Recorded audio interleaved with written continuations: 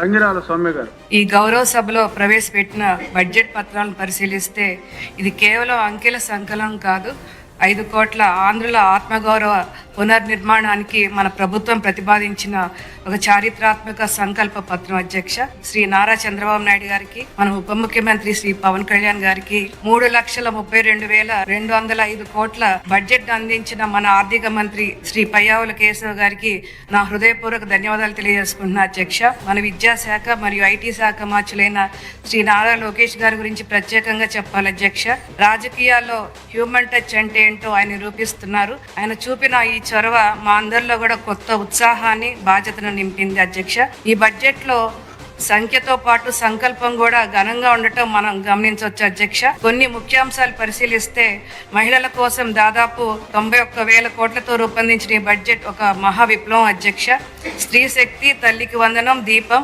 ఇవన్నీ కేవలం పథకాలు కావు. అధ్యక్ష, మహిళా సాధికారతకు ప్రభుత్వం ఇస్తున్న గౌరవ కానుకలు. బీసీ, ఎస్సీ, ఎస్టీ మరియు మైనార్టీ వర్గాల అభ్యున్నతి కోసం 86,945 కోట్లకు పైగా కేటాయింపులు జరపడం అద్భుతం. అధ్యక్ష, ఇది కేవలం గత పాలకులు చేపట్టినటువంటి నగదు పంపిణీ కాదు, అట్టడుగు వర్గాల సంక్షేమం మరియు అభివృద్ధి కోసం వేసిన గొప్ప ముందడుగు.